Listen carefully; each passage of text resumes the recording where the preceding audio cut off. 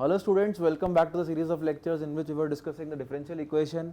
मैंने पिछली क्लास में तुमको बोला है कि चैप्टर अब सारे टॉपिक्स कवर हो गए हैं। We will discuss about the questions. तो पहले बात करते हैं some questions based upon the mains pattern.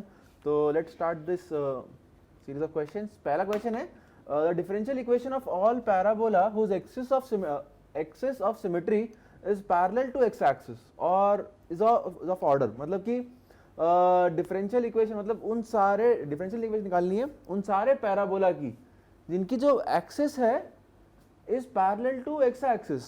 ठीक है, तो इतना याद रखो जो मैंने तुम्हें बताया था कि एक गिवन फैमिली ऑफ कर्व में जितने उसके कांस्टेंट्स हैं, जितने आर्बिट्ररी कांस्टेंट्स हैं, उतना ही उसका ऑर्डर होगा और यहाँ पे हमें ऑर्डर ही निकालना है। ठीक है, तो पहले ग्राफ ड्रॉ करता हूं मैं कि किस टाइप के पैराबोला की बात हो रही है यहाँ पे।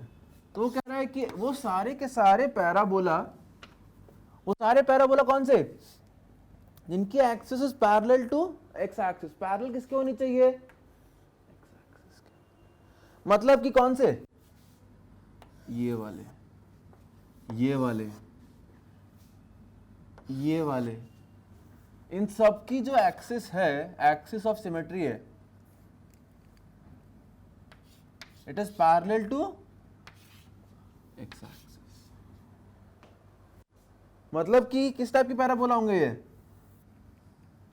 कुछ अगर वर्टेक्स ले लें h, k, तो क्या मैं कह सकता हूं कि दिस इज इसकी इक्वेशन होगी y minus K whole square is equal to 4a। a independent रहेगा, x माइनस h। तो कितने इसमें देखो, एक है कांस्टेंट k, एक है कांस्टेंट h। थोड़ा और अगर सिंप्लीफाई कर दूं तो y minus K whole square तो 4ax माइनस 4ah। एक a है, एक h है, एक k है। इन तीनों पे ये पैराबोला डिपेंड कर रहा है। So number of arbitrary constant कहाँ है, क्या क्या है? इज 3। कौन कौन से हैं? 3। एक ये k, ये a, ये h। तो जितने कांस्टेंट्स उतनी बार उसको डिफरेंशिएट करना पड़ेगा। ये चीज अपन ने पढ़ ली थी वाइल स्टडिंग की फॉर्मेशन ऑफ डिफरेंशियल इक्वेशन कैसे करते हैं। तो वहां पे अपन ने कहा था कि जब जितने उसके वेरिएबल्स होंगे, जितने आर्बिट्ररी कांस्टेंट्स होंगे, उतने ही इसका ऑर्डर होगा। तो 3 आर्बिट्ररी कांस्टेंट, तो ऑर्डर कितना हो गया? 3। क्लियर है? Next question, solution of differential equation satisfy this is this। ठीक है, dy by dx दे रखा है, ये दे रखा है, दे रखा है, क्या है? ठीक है, सॉल्यूशन निकालना है। देखो इसका सॉल्यूशन, आंसर नंबर 2। क्वेश्चन है dy by dx is x square plus Y square plus 1 upon 2xy।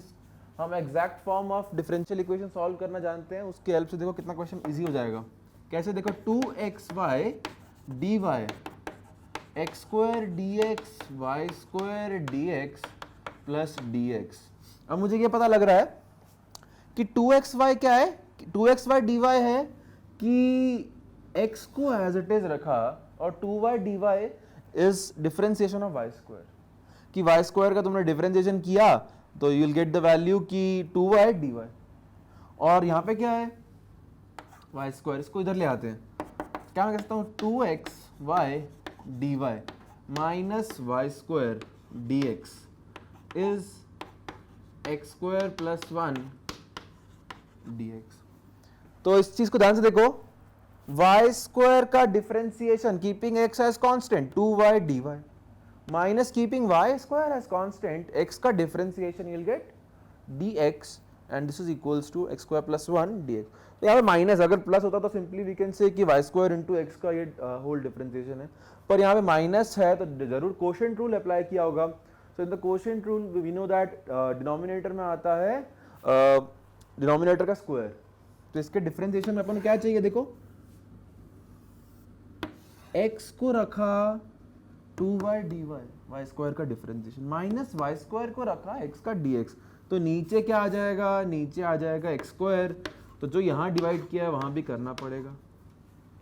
तो इक्वेशन क्या आ गई, this is D of y square upon x and this is equals to 1 plus 1 by x square dx. Integrate. After integration क्या values आएंगी देखो, after integration आएगा y square by x 1 dx x 1 bye x square का integration x power minus 1 bye x simply plus c, ठीक है, x multiply कर दो y square क्या आ जाएगा x square minus 1 plus C x. अभी कुछ पॉइंट दे रखा है क्या यहाँ पे, देखो गिवन है that y1 is equal to 1, मतलब जब x की वैल्यू 1 रखोगे तो y की वैल्यू 1 आएगी। 1,1 सेटिस्फाई कर रहा है तो 1 1 माइनस 1 प्लस c की वैल्यू आ गई 1। तो इक्वेशन क्या आई, y स्क्वायर is equal to x square, यहां है प्लस एक्स माइनस 1, इसको सिंप्लीफाई कर सकते हो तो y स्क्वायर और एक्स स्क्वायर का कोएफिशिएंट देखो कैसा है, ऑपोजिट है, एक जगह पॉजिटिव है एक जगह नेगेटिव है, तो जरूरी क्या होगा, it's an equation of hyperbola. इसका आंसर क्या आ गया, हाइपरबोला। क्लियर है ये चीज। Next question, the integrating factor of differential equation, ठीक है, मतलब कि इंटीग्रेटिंग फैक्टर की बात हो रही है, जरूर ये लीनियर डिफरेंशियल इक्वेशन है, दिख ही रहा है वो तो, और लीनियर है, इट्स अ फर्स्ट ऑर्डर, तो इसका इंटीग्रेटिंग फैक्टर क्या है, e पावर p dx, बस इतना से निकालना है, ठीक है। तो इक्वेशन को इसकी मोस्ट सिंप्लीफाइड फॉर्म में लिखते हैं, p की वैल्यू निकालते हैं, p function, and then will find the integrating factor.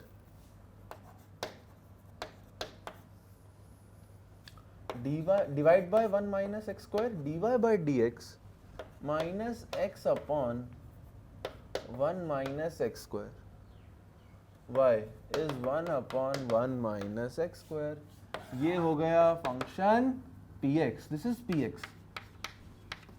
और इंटीग्रेटिंग फैक्टर क्या होता है, इंटीग्रेटिंग फैक्टर होता है e power integration p dx, e power integration p की value minus x upon 1 minus x square dx, ठीक है, हाफ 2। सिंप्लीफाई करने पे देखो नीचे वाले के ऊपर इंटीग्रेशन बढ़ा है, कितना आ जाएगा, e power half ln 1 minus x square, half गया अंडर रूट आ जाएगा, इसका आंसर कितना आ जाएगा finally, root 1 minus x square, मतलब कि ऑप्शन नंबर सी। क्लियर है। नेक्स्ट क्वेश्चन देखते हैं, the orthogonal trajectories of the family of curves y equal to c x square c है, अरे बिल्कुल सिंपल क्वेश्चन है। ऑर्थोगोनल ट्रेजेक्टरी निकालना है, मतलब कि स्टेप्स याद करो, सबसे पहला काम इसकी डिफरेंशियल इक्वेशन निकालो, फिर दूसरा काम dy बाई डी एक्स की जगह minus D x upon D Y, Y is C x square, differentiate with respect to x, dy by dx is equal to 2cx, c हटाना है तो यहाँ c की value y by x square put कर दो, dy by dx 2 y by x square x, कितना आ जाएगा 2y अपॉन x, फिर dy by dx की जगह माइनस dx अपॉन dy, तो minus dx upon dy 2y upon x,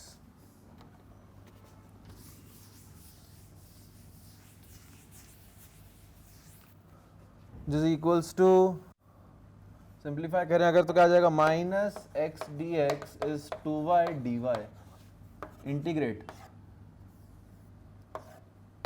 क्या आ गया देखो, minus x square by 2 is y square plus c, क्या कोई पॉइंट दिया है, बिल्कुल नहीं दिया, तो क्या आ जाएगा answer, X square plus 2y square is equal to 2c, X square plus 2y square is equal to 2c, option number A, बिल्कुल सिंपल क्वेश्चन, ठीक है, कोई दिक्कत नहीं, जो स्टेप्स पढ़ रखे थे उसी को फॉलो करके हमने क्वेश्चन सॉल्व किया। नेक्स्ट क्वेश्चन लेते हैं, the degree of differential equation, ये ठीक है। अब दिखने में तो ये बहुत भयंकर सा लग रहा है कि मतलब इस पे पावर 1 है, यहाँ 2 है, यहाँ 3 है, तो डिग्री कितनी हो सकती है, and it's up to infinite, मतलब इनफाइनाइट नंबर ऑफ टर्म्स है यहाँ पे। तो ये पढ़ा हुआ है अपन ने, क्विकली हम याद करते हैं कि e पावर x एक्सपेंशन क्या होता है, e पावर x का होता है 1 upon x upon 1 factorial x square upon 2 factorial करते करते x up to infinite number of terms, ठीक है।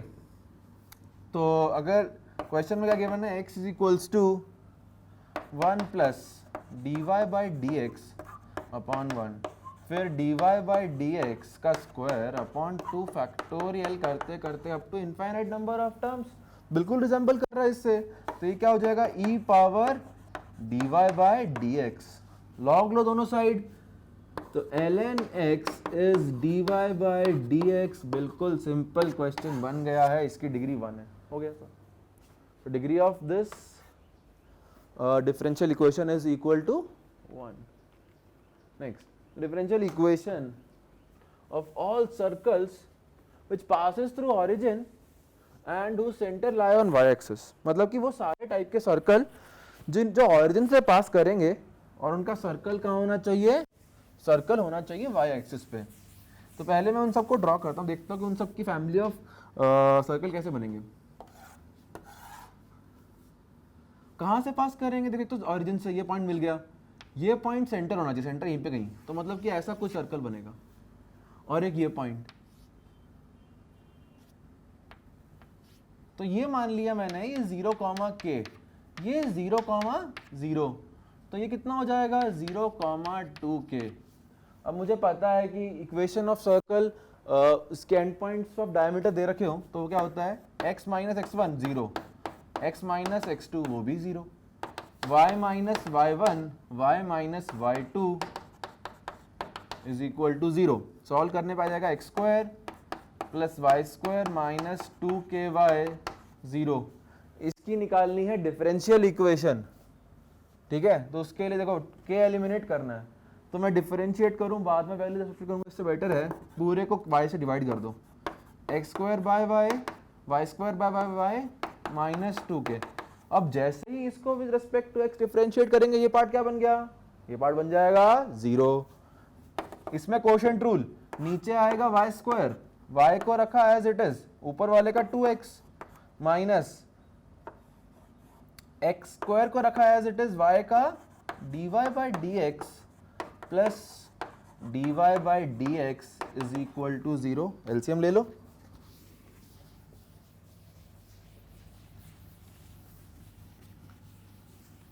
क्या आएगा after simplification, you will get 2xy minus x square dy by D X plus y square dy by D x is equal to 0, 2xy plus dy by D X y square minus x square is equal to 0।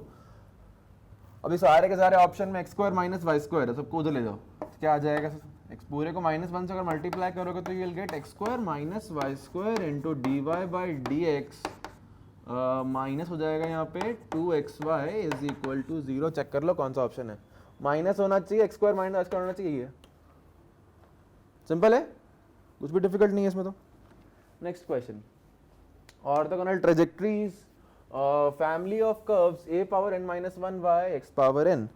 तो orthogonal trajectories अभी किया अपन ने equation, उस पे orthogonal trajectories में क्या होता है कि पहले डिफरेंशियल इक्वेशन फॉर्म करो, dy बाई dx की जगह minus dx upon dy, then find the solution of the differential equation.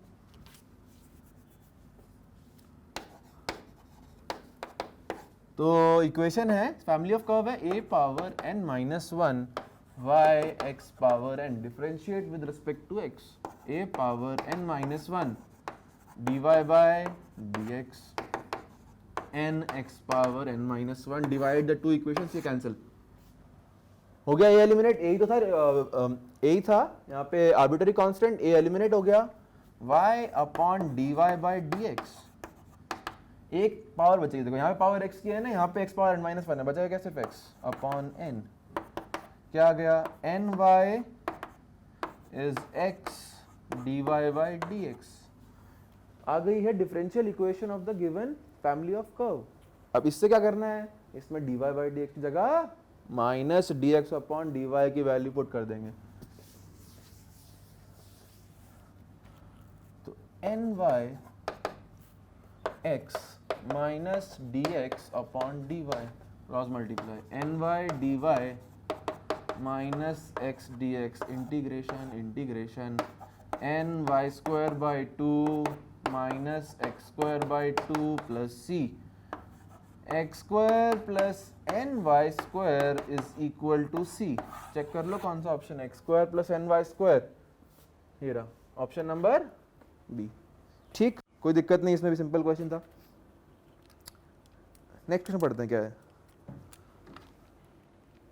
If yt is a solution of this equation and y0 पता है तो क्या आएगा, है ना, देखते हैं।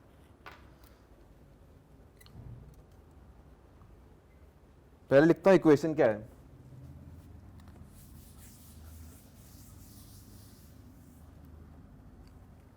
एक क्वेश्चन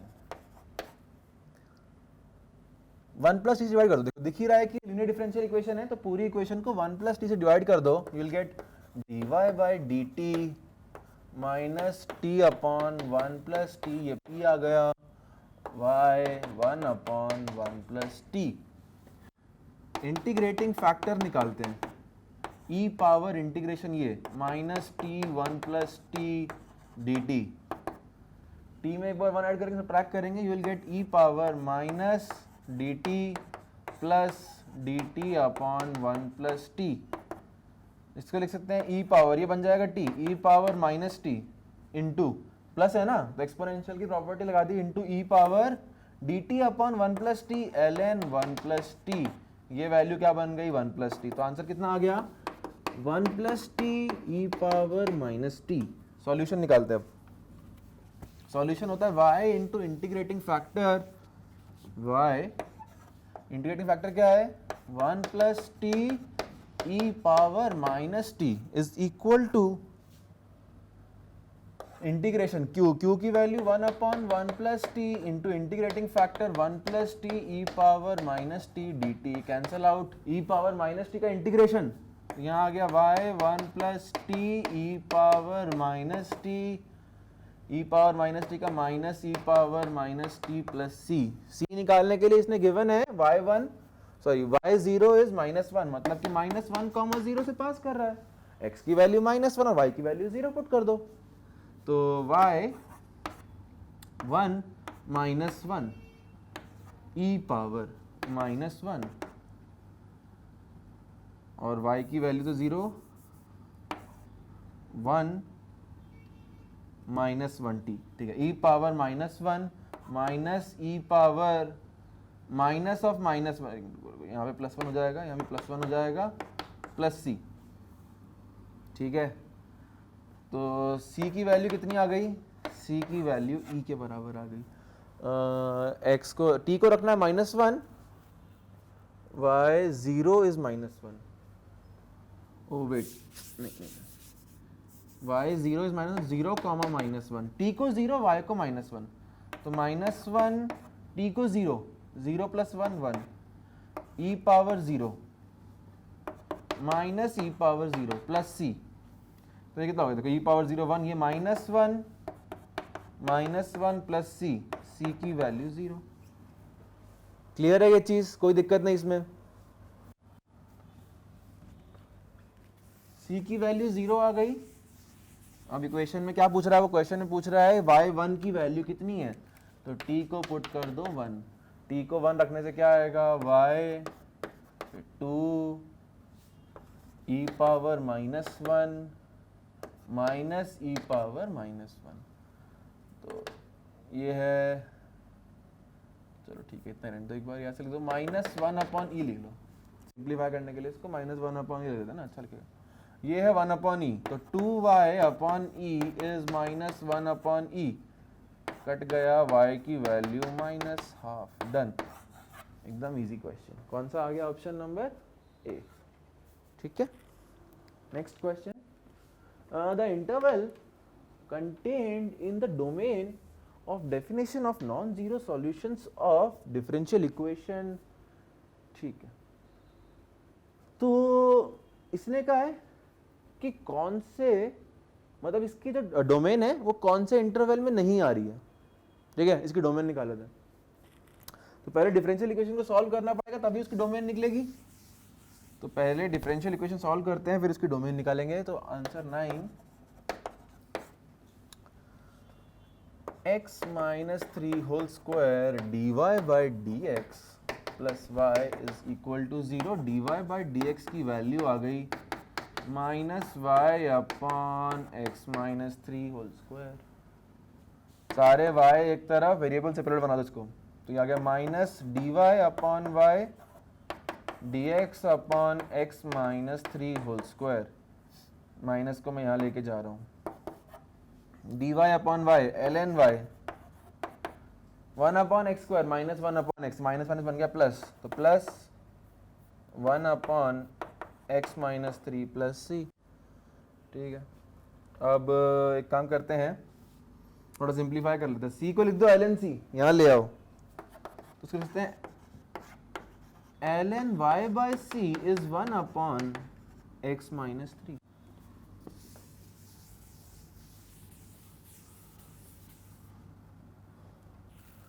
तो y by C is e power 1 bye X minus 3, तो y is c times e power 1 bye X minus 3। ये आ गया y। तो डोमेन कितनी है इसकी?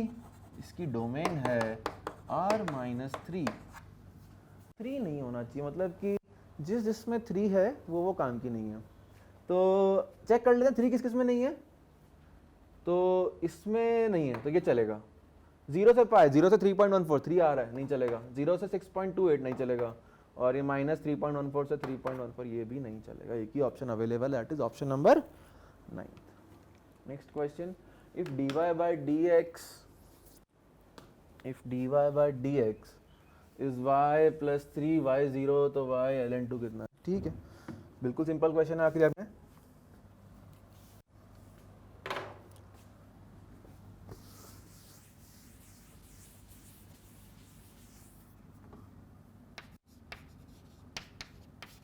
dy by D x is y plus 3, और क्या गिवन है? y0 की वैल्यू 2 है, वो यूज कर लेंगे बाद में, मतलब कि 0,2 से पास कराना है।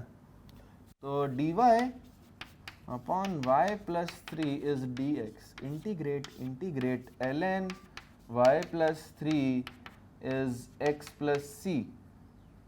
तो इसको लिख सकते हैं y plus 3 e power x plus c, c e power x। Pass करा दो 0,2 से, x को 0, y को 1, y को 2, तो 2 प्लस 3 सी ई पावर 0 1। तो c की वैल्यू कितनी आ गई? 5। अब पूछ रहा है कि y ln2 की वैल्यू बताओ, मतलब कि जब x की वैल्यू log 2 रखोगे तो आंसर क्या आएगा?